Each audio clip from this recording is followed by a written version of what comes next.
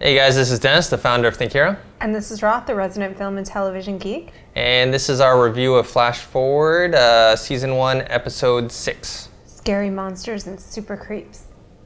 Alright, so this was the debut of Dominic Monaghan as Simon for the show. How'd you like him?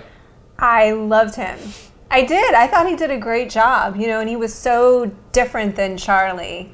The character was so different than Charlie. I found him to be a really compelling character. I thought one thing that was kind of funny, though, was that hitting on this super hot, beautiful woman with the pickup line, quantum mechanics. Yes. It would work on me. Not that I'm a super hot, beautiful woman, but it would totally work on me. But I mean, I just thought it was kind of funny. And it's the same actress that played Daphne from True Blood. True Blood fans. Yeah. And then he had that funny pic on the Google. Yeah. That was kind of odd. That he's like this rock star quantum physicist or something. I think that was kind of the indication. Yeah. So he appears in the beginning of the episode, the middle, and then at the end where he has that startling revelation with Lloyd that obviously we knew before that he knew Lloyd. Yeah. And now I guess the secret is out that it was some sort of scientific experiment gone wrong. Yeah, with some kind of group, because he said we want to know where you are, we missed you, blah, blah, blah, we need to talk to you. I really, that was interesting. It blew one of my theories, which was that the flash forwards were really a distraction for a much larger plan or event. So, done. Yeah. You know what I really liked that he had to say was he was talking about quantum mechanics, and he was talking about how in quantum mechanics, two events or possible solutions, two possibilities can coexist at the same time, and that it's the observer who gets to decide. So if we look at that in terms of the flash forwards, that whether they're true or not, those two possibilities currently are existing at the same time. They're both true and not true. And because even though they happen to you, you saw them, you're the observer, so you get to decide. Thoughts? Yeah, it's definitely interesting because that takes away from the idea of destiny and fate, because therefore it is not determined until that point actually comes to be. And so in the context of Flash Forward, the show, that means that none of their flash forwards have to come true. Yeah, that ultimately, well, I mean, it's even, what's cool is that they are true. Yeah. You know what I mean? But they're also not true. Yeah. They're both fully true and not true. Yeah. And that once you, the observer, decide what you believe, that's what happens. I mean, it's an argument for self-determination. Yeah. So with the revelation of Simon and Lloyd and the accidental experiment, so now, as a side note, that means Lloyd actually not only killed, was involved in killing, millions of people, he actually was involved in killing his wife accidentally. Exactly. Yeah, I know. I was thinking about that too, and I was like, oh man, how do you even process that? And much less if your child were to find out, or, I was thinking that would have to be a totally overwhelming reality for him. The next thing is the blue hand, where we had the tag team of Dimitri no and Al go. So it's basically no go. Yeah, that kind of cracked me up, just the names. But and we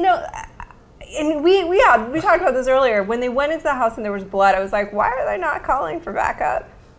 Yeah, and I just thought it was Halloween, so it could have been fake blood. I actually thought it was going to be a red herring. I thought it was going to be like some sort of haunted house, Halloween haunted house that someone had made. But we discovered there was actually dead bodies in there. Yeah. With blue-colored hands. And they did call up backup after that, because they found out their lead was actually true. I think that was the thing. I think because they were kind of not really supposed to be on this mission. Yeah. Which I wasn't sure if I completely bought the little hands, the skeleton hands, being able to pick up on that stuff. Yeah. It was a little far-fetched with the Baltimore street name and that, but Dun dun dun. Yeah. Follow the signs. Yeah. Yeah, and it's more food for the fodder of Mark Benford. For some reason, he's the man with the plan, like because he saw the board. The board happened to be in his office. It's like listen to Mark, even though he was roaringly drunk. Yes. Even to the point that he's talking to his boss, and he's like, "No, we're even."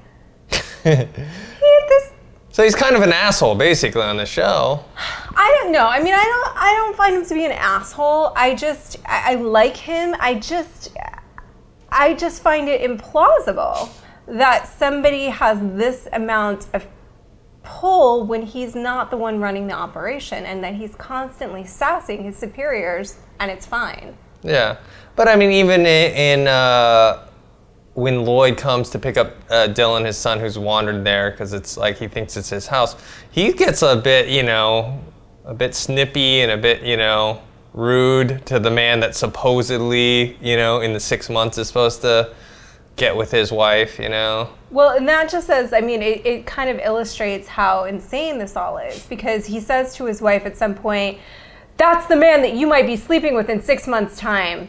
What? Like, the marriage is dissolving because they're putting all of their faith and attention into this as yet imaginary event. I mean, it hasn't happened yet, and so it's not real, yet. Yeah. And so, but they're obviously creating it with the power of their belief in its reality. Yeah, yeah.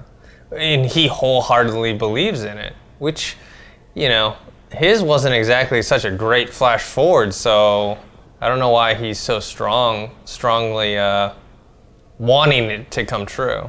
Well, I think he just wants to figure out what it's all about. I mean, he's got something driving him towards unraveling what happened, why, what's the larger message, and obviously he feels like he has some great significance because he was the one running Mosaic, We had Janice still in the hospital, which I'm kind of glad they left her in the hospital and didn't do I'm okay now, I'm gonna go, walk around. And I found her acting to be very good this episode, where I commented last time with the gay relationship. I thought that was kind of forced and fake. So I don't think it's the actress. I think it was whatever was going on. I didn't feel that kind of chemistry or. You hate gay people. Yes.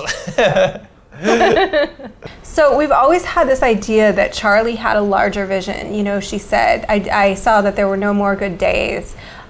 D. Gibbons is a bad man.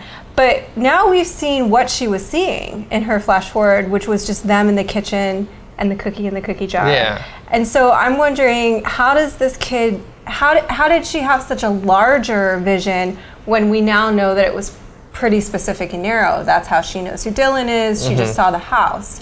So I wonder if there's something more going on there with Charlie and what she was able to access. Yeah, it definitely throws a lot of questions in the air of how is her flash forward going to be much broader than what it seems to be. Alright guys, so that's what we thought of the episode. Let us know what you think. You can comment on the website below. Or on YouTube. Make sure to subscribe to the Think Hero YouTube account. And you can follow us on Twitter. Mine is @ThinkHero. @JRossi. Alright, see you guys later.